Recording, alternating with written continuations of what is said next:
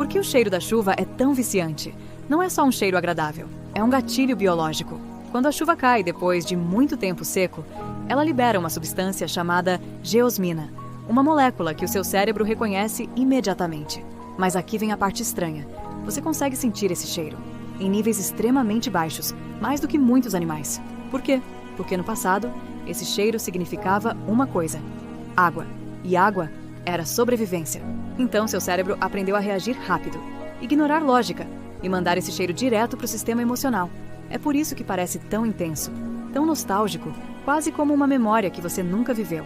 E o mais curioso, não é só que você gosta desse cheiro. Seu cérebro foi literalmente programado para desejar ele.